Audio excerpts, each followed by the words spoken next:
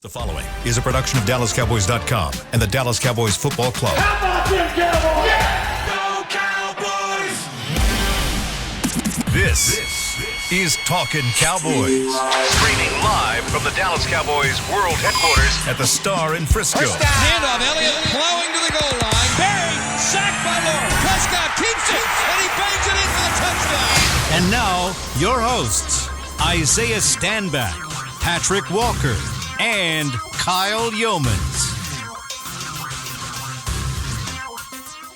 It is a Monday morning edition of Talkin Cowboys presented by Black Rifle Coffee Company here from the Star in Frisco in the SWBC studios alongside Patrick No C. Walker, Isaiah Stanback. I'm Kyle Yeomans. We've got Chris Beam running it all in the back. The Cowboys season comes to a close. 19-12 the final score. The divisional round loss to the San Francisco 49ers. Back-to-back playoff runs ended by San Fran. And we're here to break it down for you here over the next 45 minutes. And we will we'll give our takes on this. This one hurts. It sucks, man. It sucks. It does. This one doesn't feel very good. You feel like every year you make the playoffs, you get into the tournament, you've got a shot. This team had a shot. They had multiple shots. Mm-hmm. And just didn't get it done. So I'll start with you, Patrick. Just thoughts overall on the game. What went wrong for Dallas? And we'll talk about what's going to happen down the road. But let's take a look back at what happened last night. The Cowboys went wrong for the Cowboys. It's something that we've been speaking about on this podcast for quite a while now. It's something that I myself have really pounded the table as it relates to, I believe, and I've been of the consistent belief that only one team in this league is capable of beating this particular team, and that is the team that has the star on the helmet. And that's what we saw in Santa Clara against the San Francisco 49ers. Defense comes out. They're playing lights out. They have Purdy seeing ghosts out there. Couple sacks in the first quarter, 4 or 5 quarterback hits. They were getting penetration on the edges. They were getting penetration in the middle. They were bottling up the run game to a magnificent degree. I mean, I think at one point through the first half, Christian McCaffrey only had 7 yards rushing on several attempts, and Deebo Samuel only had 7 yards rushing on several attempts, and Purdy only had 2 yards. I mean, going into the half, despite what was going on with the offense, and we'll get to that really in a second, but the defense was playing lights out. All the offense had to do was be at least 50% of what they were a week ago in Tampa. Didn't even have to fire on all cylinders to win this game. That's what's more frustrating about it. This team could have won this game without firing on all cylinders on offense. All they had to do was play mostly clean football. Dak Prescott, this isn't a game where Dak Prescott would have had to rush for a touchdown, throw for 4 more to beat this 49ers team, which tells me unequivocally that you, Cowboys, were the better team in San Francisco or in Santa Clara this Sunday. However, you devolved back to what you were when you struggled to put away the Colts for 3 quarters, when it took you a game-winning drive against the Texans, when you lose in overtime against the Jaguars. The inconsistency, there's that word, Isaiah. Mm-hmm. Inconsistency finally came back and bit you in the ass when you could least afford it, because now there is no opportunity to be resilient anymore. Season's over. There's no next week, and the Cowboys have not lost 2 games in a row. And kudos, they still haven't, and now they won't because they're not playing anymore. Like, that's it. So on the biggest stage and the biggest game of the season, Dak Prescott and his interceptions, they showed up. That allowed 6 points to the 49ers. They converted on 2 field goals off of those, which, again, shows the defense was playing, because Dak Prescott gives up 2 interceptions on both occasions. Still only gave up 6 points. Held him to 6 points. Yeah. Brett Maher, he kind of got a swagger back on the field goal attempts, made 2 field goal attempts, but he missed his first point after it was blocked. Even if it wasn't blocked, it was being kicked to the McDonald's across the street. So that's 7 points left on the field. Everything else notwithstanding, how much did they lose by? 7. Alrighty. Self-inflicted wounds. Self-inflicted, inflicted by others. The result's the same. Doesn't really matter what direction it came from. The reality is the defense showed up and the offense did not in its totality. you couldn't ask this defense to perform better than they performed yesterday against a team that had as much talent as San Francisco did. Mm-hmm. Elijah Mitchell, 51 yards rushing. McCaffrey, 35 yards rushing. Okay, so you take their 2 rushers out of it. Okay, you want to go to Debo? Debo, 11 yards rushing. All right, let's go to their passing game. Okay, Kittle, you're going to give up something to somebody. Okay, so you gave up 5 for 5 to Kittle. Okay, I think they wish they would have done better against that. But you take their number 1 receiver, Brandon Ayuk, 2 receptions on 4 targets, 26 yards. Debo Samuel, 4 catches on 7 attempts for 45 yards. You shut them down. Yes. Flip the script. Nick Bosa, 2 tackles, no sacks. None. Probably only like 4 pressures, too. 2 tackles, no sacks. And yet you find a way to give them the ball and to give them more opportunities. We sat here and talked about it. I'm sure every other broadcast sat here and talked about it. You can't give a good team more opportunities than what they're already given. And you gave them 2. And not only did you give them 2, your defense held them to 3 on both of those attempts against a really, really good offense. Okay, so you put your defense in a terrible situation. Your defense holds up, only gives up 6 points. 6 out of those 9 points in the first half that San Francisco had was because of what? 2 interceptions. Yep. And then you go, Kelvin Joseph shows up, makes one heck of a play on special teams, punches the ball out, gives you the ball inside the 30. Is that correct? Yes. Okay. It was in the red zone. Gives you the ball inside the 30. And how many points you walk away with? 3. So to your point, that's 6 points that you gave up, okay, that you probably should have liked to have flipped that and at least gotten 6 on your side. Okay, and then they got the Kelvin Joseph. You fell into 3 points right there. If you had scored a touchdown right there, that's another 4-point swing. That's 10 points. Yep. That's the victory without having to do anything else. Just don't give up the ball and convert in the red zone, and you win the ball game. Inconsistency. And even from other players as well. It's not only on Dak Prescott, but it's on Dak Prescott as well. And kudos to him for taking full accountability. I 100% continue to respect that, man. Dalton Schultz. Where was the Dalton Schultz from Tampa? The one who had a career day. Dalton Schultz was inconsistent. There was one particular drive after the 40-plus bomb to CeeDee Lamb. Boy, CeeDee Lamb came to play, didn't he? Yeah, he did. I think it was the next play. If not, it was the play after that. Dalton Schultz mid-out route. That would have been a first down right off his fingers, out of bounds. Dalton Schultz, we don't even need to recap the true final offensive drive because the one with the gadget play might as well not have existed. Sure. But Dalton Schultz, he gets pushed backwards. Clock keeps going. Dalton Schultz doesn't get 2 feet down because apparently we're playing college football now. Incomplete pass. And then the list goes on and on. So from a defensive side of the ball, the defense simply couldn't save the day. They played a stellar game, and even then there are still some things that you could take away from the defensive effort as they started to get exhausted. The George Kittle play, the magnificent catch from George Kittle. Diggs goes for the hit, but if he keeps his eyes forward, that's an interception. The tip ball within the red zone that hit Diggs in the chest, bounced off. Should have been a pick. Malik Hooker came flying in, nearly blew up a play completely with Debo Samuel, and a play later it leads to a field goal. 3rd and 8 with the 49ers threatening. Donovan Wilson gets called for holding on George Kittle. That was a sack on DeMarcus Lawrence that got deleted. And then the drive fell apart from there because the very next play was a hold on called against Jonathan Hankins, and the 49ers went down and finished that drive off with a score. So was the defense perfect? No, they were not. But in a game like this, when you hold the 49ers to only 19 points on their own field, you should win this game.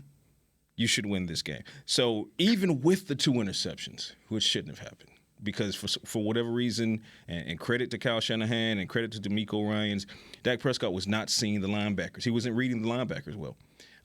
They dropped a pick that could have sealed this game before it was actually over. He just wasn't seeing the linebackers. But even with those 2 interceptions, all you got to do is score. When Kelvin Joseph punches that ball free on special teams and Damone Clark recovers it, and you're right there in the red zone, you're literally one of the best red zone efficiency offenses in the league, and you can't And then earlier in the game, whenever you're driving and you are in the red zone, and you throw an interception, you throw it over the middle, and it's picked off, and it's there. Listen, these aren't the way that I look at it. Let me give my little monologue here. With the way that I look at it, last year we were sitting here on a dark Monday at the Star after a loss to the 49ers, and we talked about one thing. We talked about red flags throughout the year, and what popped up were red flagged last year. It was penalties and the run defense. What happened in that loss to the 49ers? Penalties and run defense. This year, it was unnecessary turnovers and inconsistency. Those were the two red flags all year long that plagued this Cowboys team. And I don't know if there was a game, maybe there was, but I don't know if there was a game where both of them were so intertwined together all year long for Dallas. So much so that when you were down by 4 points late in the game, even the 7 points when they pushed it to 7, you felt like that was an insurmountable lead because you didn't know where the production was going to come from. You didn't have anybody. You didn't have an answer offensively. Defensively, like you said, you shut down McCaffrey, Samuel, Mitchell, Ayuk, all of these guys. All of them were neutralized. You went 4 for 5. You took the defensive player of the year in Nick Bosa, deleted him, and shut him down, and you still had no way to win that game. You had no answer. Zero. Because the inconsistencies were there. You were good enough talent-wise to go and get it done, but guess what? You weren't good enough consistency-wise. They came full circle in this season. This 19 points is how much they allowed Tampa Bay to score. Only 19 points is how much they allowed Tampa Bay to score in week 1. But they lost that game. Why? Because the offense, no matter what, could not find their way. First game, last game, huh? First game, last game. They literally came full circle. And you just, the common... First game, last game of the regular season, and last game of the playoffs. Yeah. I mean, the common phrase is you hate to see it, but all jokes aside, you freaking hate to see it. This is a Cowboys offense that after Dak's return from injury... Yeah, you had the interceptions, and, I mean, we can harp on that, and they're right there in front of you. And they still were averaging over 35 points a game.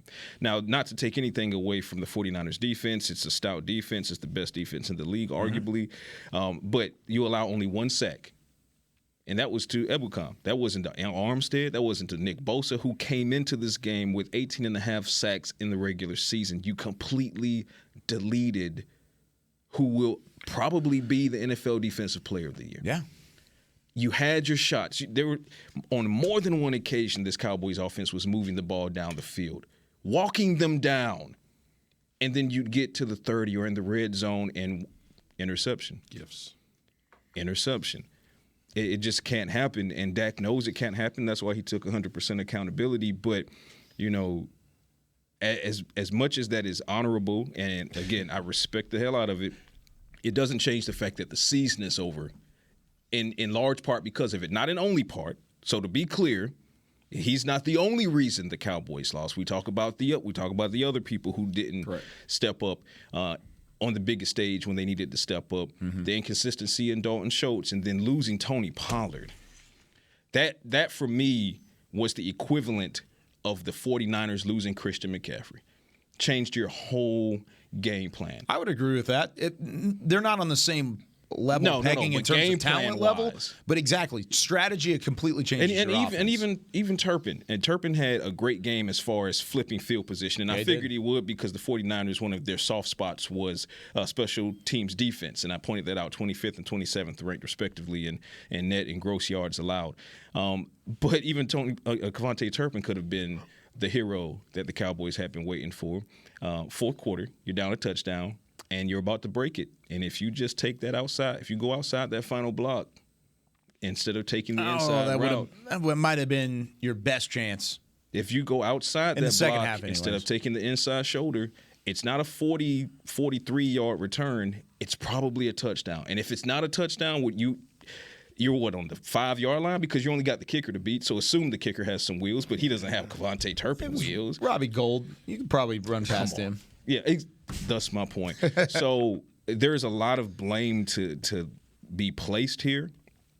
but most of it is on the I offense. can't call that blame. I hear what you're saying. I get what you're No, saying. no, and I You're gave speaking about opportunities. Yeah, I gave him opportunities. Yeah, right? and I So- gave Turpin credit for that return, and I even defended it online to the point where we have to remember we're looking at it from a sky view. and that's what I was going to speak Right. on. He's on the field. He doesn't see that. As a former returner. On the field, he doesn't see that. As a former returner, I give these guys an insight in the studio when we're watching it live. That last defender had outside leverage, as Turpin saw it. He had outside leverage, and Turpin had a blocker on the inside that was going to force him out. So that's why he cut back up inside. Right. Now, could he have trusted his speed and outran the dude? Absolutely. But instinctively, you're going to go opposite of where your blocker's going, right? So I don't fault Turpin for that. Regardless, he put them in a great situation. He did. Okay, with a great return. Again. The reality is The reality is this Dallas team suffered from the same thing they've been suffering from the whole second half of the season, and that is turnovers. That's beginning of the story. That's end of the story. Against good teams, you cannot give them extra opportunity. Against basic coverages, that's my issue. This is not getting tricked. This isn't getting duped. This isn't getting bamboozled, hoodwinked. Oh, that's a great play. Oh, man, that scheme was amazing. These are basic defenses that we're talking about. These are delayed throws.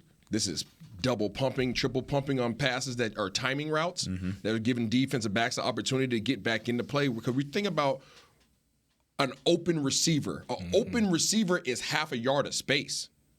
That's getting routed. Right. When you hear the concept, when you hear the thought process, somebody got routed, there's usually about a half yard of separation, yard max of separation. And you as a DB, you got routed. Okay? So we're talking about literally feet of space. And if you don't throw these balls with timing routes, if you don't throw them on time, you allow DBs to make plays. So when we talk about the Michael Gallup interception, Michael Gallup ran a terrible route. Call it what it is. And I'm sure he will own that. He didn't finish the route. Everybody saw that. Okay? Bad route. Absolutely, right? He didn't finish the route. Okay, when things I say up here, this is all based upon film. He did not finish the route. He did not come back down his stem. He did not become quarterback friendly. He allowed the defensive back to make a play on the ball versus him making a play on the ball. Even if he wasn't going to catch it, he should at least been in position to bat it down. We've all, as receivers, we've all been there before. You don't want to do it in that situation. He didn't finish the route. Don't compound the problem. By the time Dak released the ball, he already saw that DB had the break on the ball. You can't compound the problem. I don't fault the read. That was a right read.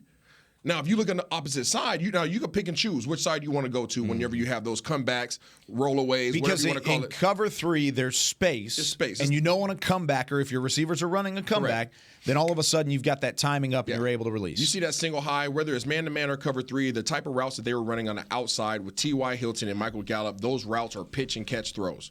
Pitch and catch. T.Y. Hilton was open on about 5 comebacks. Saw that. And at least. he had about 7 yards he of had a ton of separation separation. on that throw specifically. On that particular play, he did. And now Dak just didn't choose his side. One catch for 15 And that's up to Dak. yards. Dak can choose which side he wants to go to whenever that defense is presented. He decided to go to Michael Gallup's side, but if you decide to go that way and the DB's that close, it has to be on time and it has to be outside. On time and outside. So if I do throw a bad ball, at least it's going out of bounds. Right. The what ifs. Okay? Bad execution on that play. Now you go to the other turnover. We're talking about cover 2. We seen cover 2 a couple weeks ago. We saw cover 2 a couple weeks ago against Washington, and you got away with one. You rolled the dice, and dude dropped it, and then we went right back to the saddle. And I'm not dropping it twice. Pick six. Right? Here we are now. Cover 2, we're running an option route on the inside with CeeDee Lamb. CeeDee Lamb decides to break it out, running it off the middle linebacker. Well, when you run your option route off the middle linebacker, you're going back out to who? Your help. You're going back out to another man whose job is simply to sit there and wait on somebody to come in his space. So then there's 2 defenders guarding It's a window. It's a window. You're walking between the door. You can hit your right shoulder on the door, you get your left shoulder on the door, or you can stay in between. But if you go to either way, half a step either way, you're going to run into somebody. He ran into a guy, and Dak threw it there. Bad decision based upon the defense that was presented. Now, there was nobody else open on that play. Throw it away. Right. Run. I don't care. Don't do that. And my issue, and I'm not coming at him, I'm coming at him for his decision-making. This is something that's been reoccurring. And everything that I'm saying, I'm sure he will sit up there and back it up as well. I can't do that. He said it. I can't do those things. Right. saying it, and to your point, is honorable. But it doesn't help your team win ball games. It doesn't change the outcome. It does not change the outcome. And when you have 17 interceptions over a span of 14 games, is that correct? Is that right? 15? Around there? 15 games? 15. Okay, call it 15. Okay. 17 interceptions over 15 games. There's a problem. And it has to be identified. And I don't care that it hasn't happened in the past. It's happening now. And I don't know what has to happen in this offseason. It was 14 14. games. 17 interceptions over 14 games. People want to talk about the regular season. I'm talking about the postseason. Okay, he had a heck of a game last week where he saw the defenses. But you're dealing with somebody now, Dak or any other quarterback that's having an issue throwing picks, okay, I don't care who it is, where you're more fearful of your quarterback throwing the ball versus coverage than he is facing a blitz. I mean, nothing you said is incorrect. No. I keep coming back to how maddening it is to know that you, the Cowboys, could have knocked off the 2 seed on their own field and to avenge what happened last year if your offense was at least 50% of what it was in Tampa. Didn't need 75%. Damn sure didn't need 100%. Nope. When you 2 interceptions that shouldn't have happened, but 2 interceptions in the first half, and you're going to halftime down 3 points. 3? And we talked about it, and I laid it out in last week's edition of the Science Lab. I said, if you can weather the storm of the second quarter, because the 49ers tend to surge in the second quarter, you exponentially increase your chances of winning this game. And that's why, even with the mistakes, the Cowboys broke even 6-6 scoring in the second quarter. And they were down only 3 points at the half. Guess what? You weathered the second quarter storm. You were right there. You were right there. All you had to do was come out of that locker room ready to play 50% of the caliber of ball you played last week. 50% of the caliber of ball you played in Minnesota weeks ago. But instead, you went back to playing Week 18 ball, Week 1 ball, and now your season is over because of it. Yeah. Let's take our first break. When we come back, we'll continue this conversation. I mean, the accountability, like you said, at this point, it really doesn't matter. It's great that you have it, but you also you don't want to point fingers, but that's exactly what's going to happen on a day like this, because at some point it will happen. But let's talk about, on the other side of the break, what exactly comes next for this Cowboys team, because there's a long offseason ahead, and we're going to take 2 segments probably to talk about it. But let's talk about what comes next right after this. More Talking Cowboys in just a moment. When you build, you start with the foundation. And home ownership is a foundation of a stable future. The Bank of America Community Home Ownership Commitment has helped over 34,000 people lay the groundwork so far, with up to $10,000 towards your down payment or 3% of the purchase price, whichever is less. The satisfaction of owning your own place can become a reality. Visit bankofamerica.com/homeowner to learn more. What would you like the power to do? Bank of America N.A. Equal Housing Lender. Credit and collateral is subject to approval. Restrictions apply. This is not a commitment to lend. Lil Sweet! Did you get to work on time? Yeah, but I just realized it's Sunday. Lil Sweet says head on home. Dr. Pepper's on its way. So sweet, unique. Baby, there's nothing better. I bet you've probably done something that deserves a Dr. Pepper. Did you invest your nest egg in an NFT? Yeah, and I don't even know what that is. It's a non-fungible token.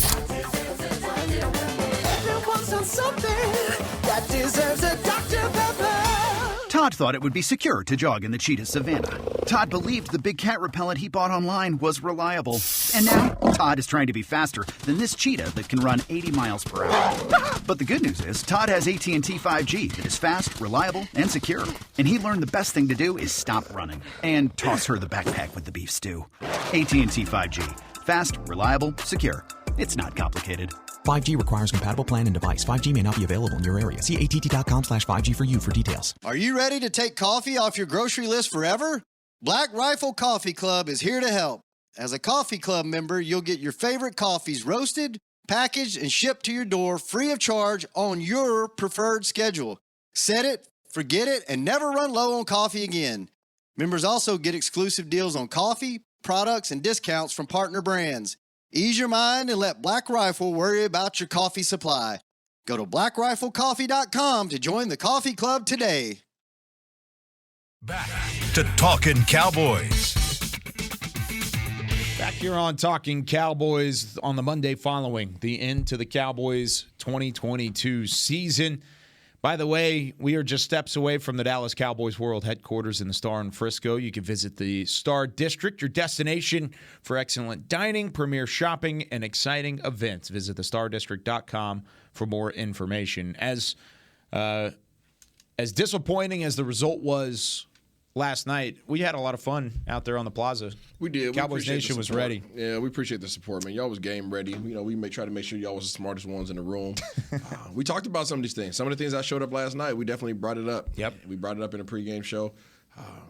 Great content, but we let it support, man. We love everybody that listens to this show, too. I mean, if you join us, and I know even some people have tweeted at me today saying, listening as always.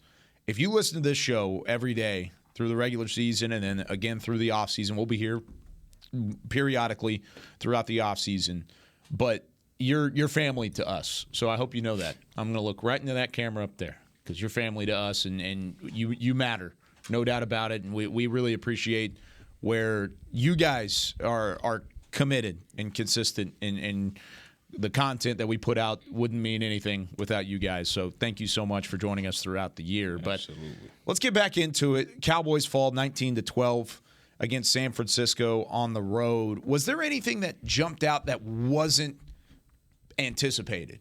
Were we surprised by anything in this game? No. That's how frustrating is that? Very. Because that's what I'm saying. I was looking for it, and I kept going up and down the box score. Nothing. When I watched the film back this morning, all of it was everything that has already been talked about. It was deja vu. It was Groundhog Day. You didn't convert on the same things that you had struggled with all year. So my question on that is, where do you start this offseason? Where do you begin? Well, first of all, you have the unenviable task of trying to keep as much of this talented roster around as possible. And what about the coaching staff? The coaching staff is tell me about the coaching staff. McCarthy's not going anywhere. Okay, but what about the guys underneath? Flip on the other side of the ball. And this is where I'm going as far as having the unenviable task of trying to keep this band together as best as possible. It extends to the coaching staff as well. Yeah. No guarantee Dan Quinn stays put. If anything, it's probably an unlikely story that he stays put. If Dan Quinn leaves, then you would love to believe you have his successor waiting in a guy like George Edwards and a guy like Joe Witt Jr., but you also don't know who Quinn is going to take with him. Yes, sir. Because when coaches leave for head coaching positions, they like to get their guys set up with them. So you're only going to have one or two of those guys. Right. If Dan Quinn leaves, he's going to take either a Joe Wood or Joe Witt Jr. or a George Edwards or an Al Harris. All of these guys are going to go. That's how it rolls in coaching staff world. You might get a couple guys to stay if you hire within. If you don't hire within, the entire staff is going to be redone. If you lose Dan Quinn, your only hope of keeping a guy like Al Harris, for example, is going to be if you keep Joe Witt, because there has to be some sort of continuity at that upper echelon of the upper hierarchy of that coaching tree on the defensive side of the ball. Otherwise, you'd be a guy like Al Harris, who has been fantastic in what he's done with the defensive backs. He's looking at it and saying, okay, well, yeah, let's go try something new, because if DQ is in, I'm in. But I will say George Edwards precedes Dan Quinn's tenure here in Dallas. And George Edwards was a front runner before Dan Quinn became available as far as the DC position. So hope there. But this is blind hope. See, now that I have a problem. There's that word again. Yeah, but this is blind hope. It's a four-letter word. This is not evidential hope. This is not hope based upon things that you're seeing. This is blind hope because the evidence points to the contrary of what you're hoping against. Evidence shows that there's a good chance that Quinn does leave. And if he leaves, evidence shows that those coaches tend to take their guys with them because they don't want the guys that are incumbent at the spot they're going toward, because then that brings in the old situations, the old issues, the old problems. Coaching staff, defensive side of the ball, you have a huge question mark. Are you going to be able to convince all or most of those guys to come back? Players, you have a laundry list of primo talent that's about to hit the free agency market. You can say what you want about Schultz, and that's fine because you got Fergie and you got Hendershot. But let's step outside of the tight end for a second. Donovan Wilson's about to be. Let's see. We got Donovan Wilson, Leighton Vander Esch, Jonathan Hankins because he came via trade, but he's going to be up. Yep. Let's see. Carlos Watkins, who played out of his mind on the back half of this season. He was in a walking boot yesterday. Carlos, heal up, brother. And his absence was felt when he left that game, by the way. No doubt. And this, the list goes on and on.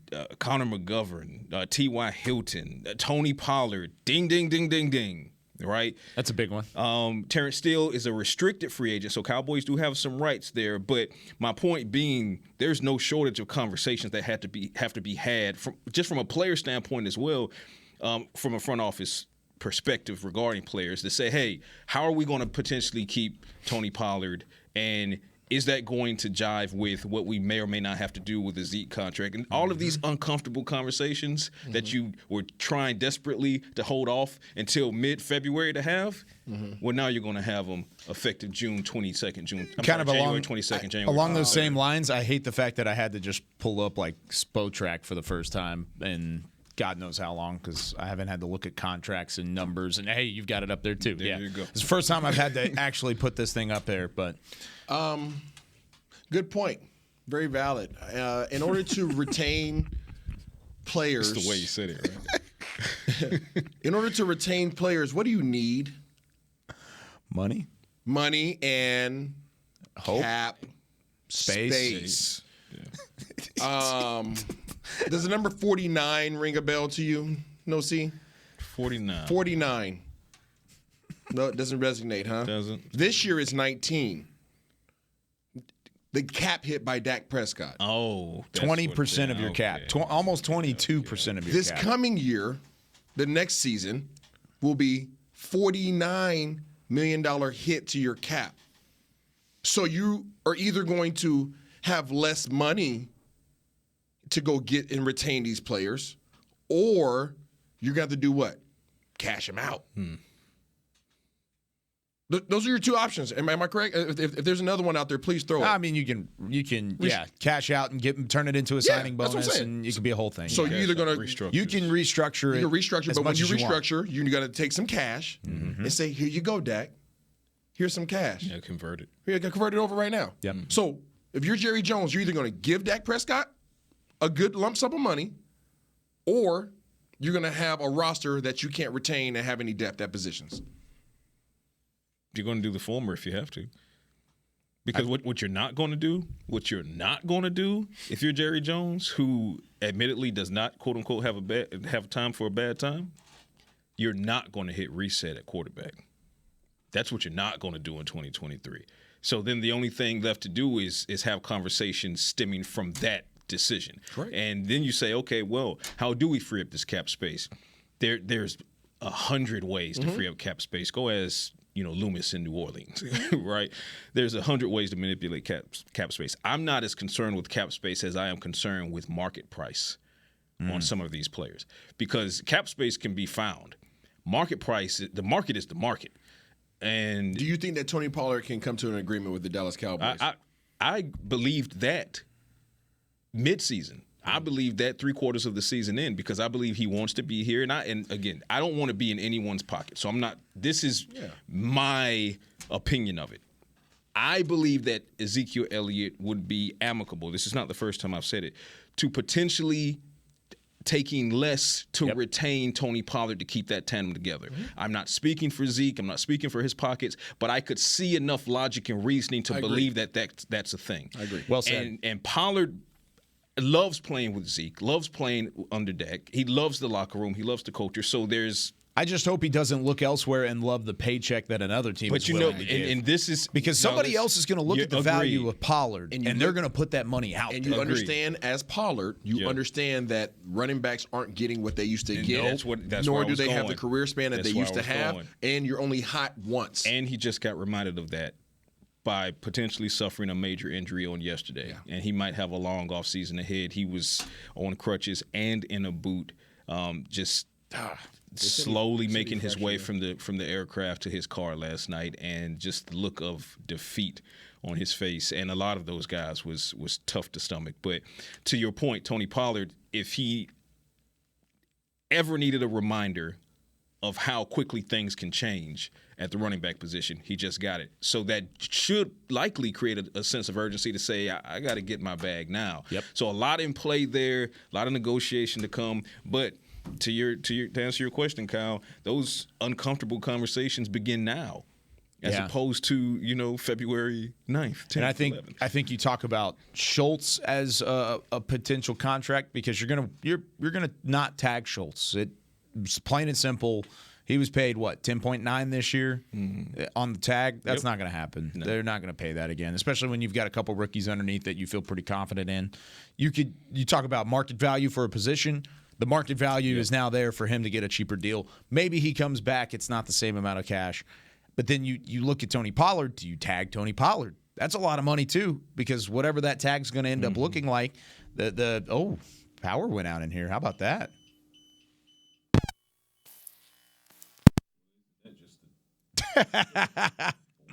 I wonder if we're still on the air. Hold up. Let me look. We're still on. We're still on the air? Believe it or not. Oh. So, we shut the whole thing hold on a second. Hey, how about that? Only one camera. Only one. Let's go to break. All right. Well, let's go to break for those that are still able to watch us as the power goes out. Hey, they've already shut this whole thing down. All right. We're trying to turn a page already. Let's go to the second break. We're talking Cowboys after this. Todd thought it would be secure to jog in the cheetah savanna. Todd believed the big cat repellent he bought online was reliable. And now, Todd is trying to be faster than this cheetah that can run 80 miles per hour. But the good news is, Todd has AT&T 5G that is fast, reliable, and secure. And he learned the best thing to do is stop running and toss her the backpack with the beef stew. AT&T 5G. Fast, reliable, secure. It's not complicated. 5G requires compatible plan and device. 5G may not be available in your area. See att.com/5G for you for details. Black Rifle Coffee Company serves premium coffee to people who love America.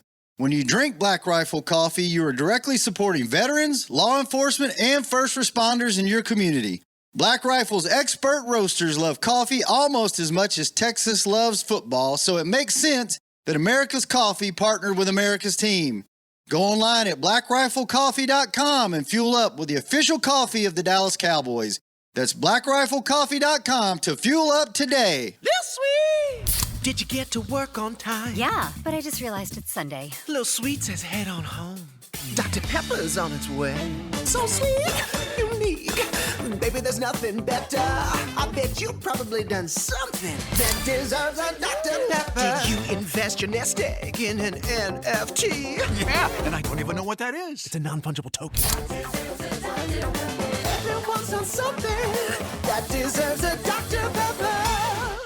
Want to use what the pros use? How about the official men's skincare brand of the Dallas Cowboys, Jack Black? Right now, you can get the Jack Black Starter, a curated collection of Cowboys locker room favorites for just $10 with free shipping. The starter includes 4 Jack Black skincare favorites, plus a full-sized intense therapy lip balm. Go to getjackblack.com/cowboys and use the code word TEAMJB. That's getjackblack.com/cowboys. The Jack Black Starter, $10, free shipping.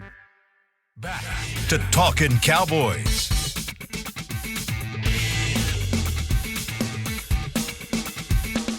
Back here on Talking Cowboys, where, by the way, the Country Music's Party of the Year is coming to Ford Center at the Star in Frisco. The Academy of Country Music Awards, always bringing your country's biggest and brightest stars together under one roof, and there's no one that does country quite like Texas. You can witness history yourself.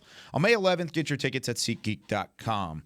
Yeah, so the lights went out for a split second. Power went out completely, and we went full dark. I don't know if everybody got everything on there, but a microcosm of yesterday. Yeah, I guess if you had to really sum it up into a 5-second clip, that's about what it is. I don't know if I've ever seen it like that. We've had fire alarms go off in here, but the complete darkness, because even outside, everything out there was dark too. Ladies and gentlemen, darkness. I spit hot fire on Talking Cowboys. That's what it is. It's what it is. It's a dark Monday, and now it's I'm literal. just so pissed off I accidentally went full Magneto. I apologize, guys. I apologize. Went full For those that watch the draft show, you know that Magneto is an inside joke, so it's kind of funny that you brought that up. Yeah, I called him Magneto one time on the draft show. Sir. Yeah, it didn't work out. Oh my God. Yeah, So I'm not a yeah, it didn't work out. All right. Before we wrap things up, we only got a couple more minutes left. Again, thank you all for joining us all year long. We'll still be here throughout the offseason. We'll be back tomorrow. But we just talked about some of the contract situations and the rosters.